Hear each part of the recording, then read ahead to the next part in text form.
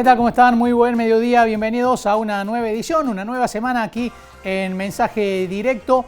Vamos a iniciar el programa hablando de economía. Hay una novedad de las últimas horas que vamos a ver ya en pantalla. El Fondo Monetario Internacional aprobó el desembolso, aprobó la revisión, la segunda revisión del acuerdo con Argentina y avanza la llegada de otro desembolso por 3.900 millones de dólares.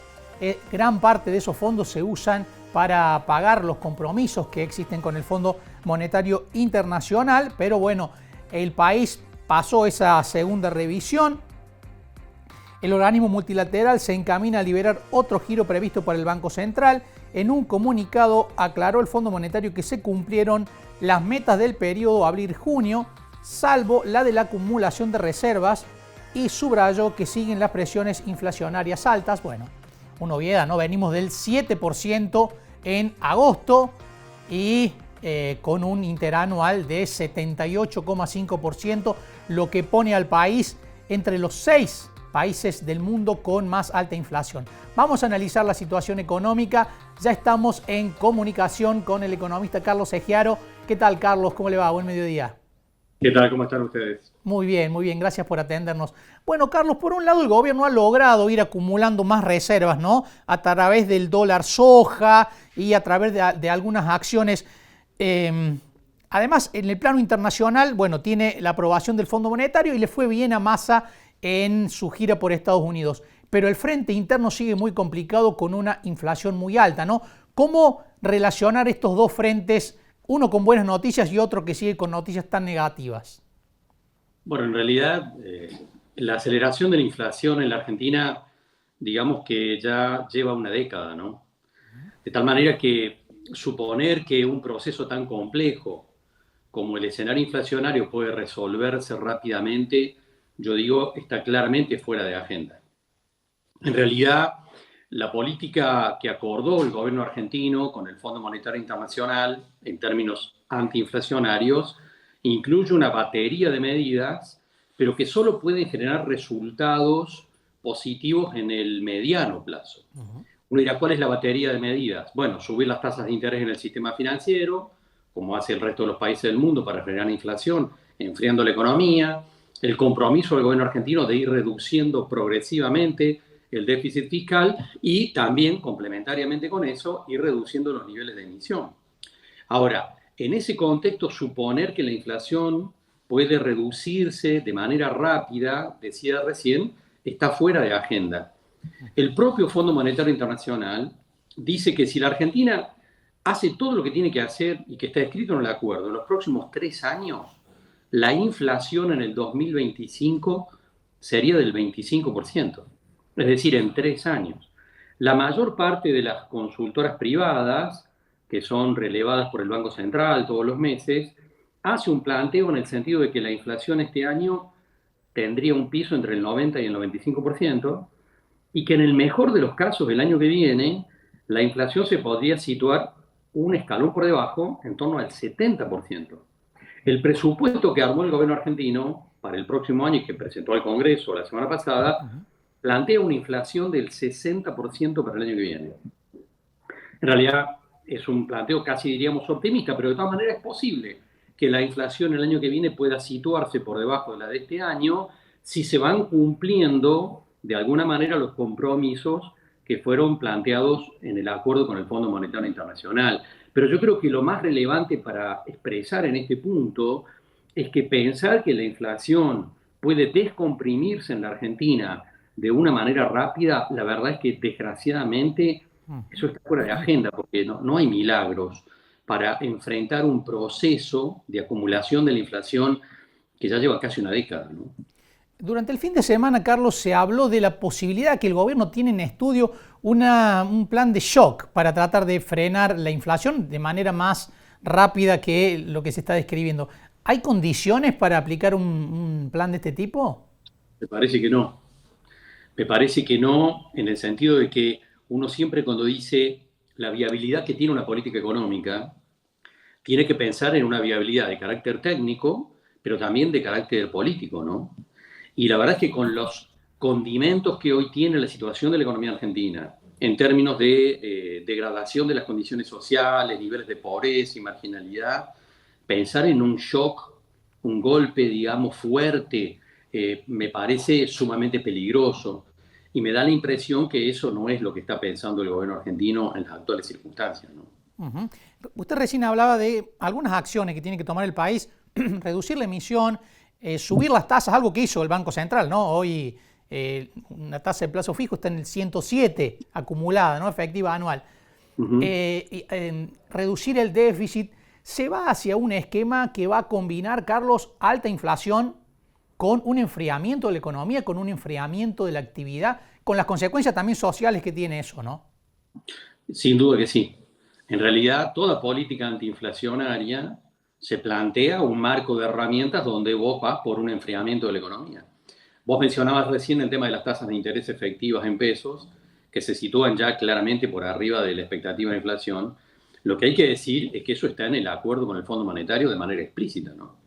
Uno de los puntos más claros, más duros, además del acuerdo del gobierno argentino con el Fondo Monetario, era la exigencia del Fondo Monetario de que las tasas de interés en pesos se situaran por encima de la inflación.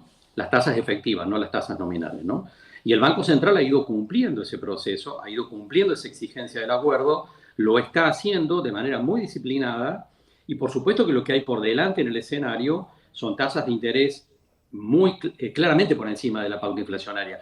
Y eso no solamente uno diría, bueno, es una buena noticia para el que está haciendo un depósito de un plazo fijo. Sí, lo que pasa es que todas las tasas de interés en el sistema financiero se mueven en sintonía, de tal manera que el aumento de las tasas de interés no es solamente para el lado de las tasas pasivas, en términos de un plazo fijo, sino que también tienen que ver con las tasas activas, con la tasa del descubierto de la cuenta corriente, con el canje de cheques, con las tasas de las tarjetas de crédito. Todas esas tasas van para arriba y por supuesto que juegan en contra de la reactivación de la economía. Vamos, ya hace 2 meses las estadísticas están mostrando un proceso de enfriamiento de la actividad económica del país y convengamos que eso es parte de lo que está en el marco del acuerdo con el Fondo Monetario, porque finalmente una política antiinflacionaria se basa acá y en cualquier lugar del mundo en una estrategia vinculada con enfriar la economía. Y es un escenario peligroso, obviamente, en términos de que la economía argentina empieza a convivir con un escenario que sigue siendo de una inflación alta, pero también con un escenario de desaceleración de la economía que ojalá no se traduzca directamente en un escenario recesivo, ¿no? El Fondo Monetario plantea su preocupación por el alto índice inflacionario, plantea también algunas medidas como esta de que las tasas de interés sean reales, ¿no? Que estén por encima de la inflación, pero a la vez no tiene componentes inflacionarios lo que plantea el fondo, esto de que se reduzca la brecha y que no haya tanta diferencia entre el dólar oficial y los distintos tipos de dólares que hay en el mercado. Sí, obviamente que cuando el Fondo Monetario te está exigiendo que ajustes la tarifa de los servicios, te está pidiendo, eso para equilibrar las cuentas fiscales, ¿no? Te está pidiendo además que evolucione el tipo de cambio en el mercado oficial en sintonía con la inflación, todos esos elementos obviamente que generan a su vez inflación. Lo que pasa es que a esta altura del partido, digamos, los frentes que hay que cubrir son tan amplios que entramos en la teoría de la colcha corta, ¿verdad? Uh-huh. Es decir, cualquier medida de política económica que vos estás tomando te está desbalanceando por otro lado. Y efectivamente, y digo desgraciadamente, en un contexto de tanta vulnerabilidad, de tanta fragilidad de las variables macroeconómicas, el gobierno argentino está tomando decisiones en términos de opciones, no eligiendo una medida buena versus una mala, sino que en la batería de opciones, todas las opciones son malas, y lo que hay que hacer es elegir la menos mala.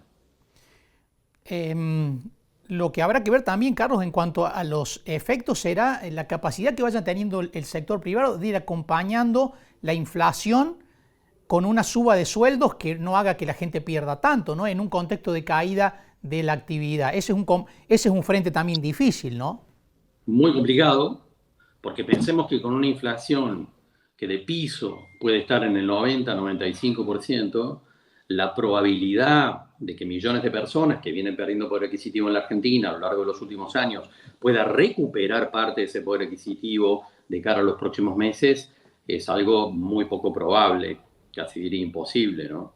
En realidad, este también es un escenario que está generando cambios en la configuración de los mercados internos, de los niveles de consumo, y por supuesto que es una lectura que desgraciadamente hay que seguir mirando de cara a los próximos meses. Pensar que con un piso inflacionario entre el 90 y el 95% puede haber alguna recuperación del poder adquisitivo en millones de personas, empezando por, bueno, obviamente asalariados, jubilados, monotributistas, sectores informales, es algo muy difícil de conseguir, casi diríamos imposible.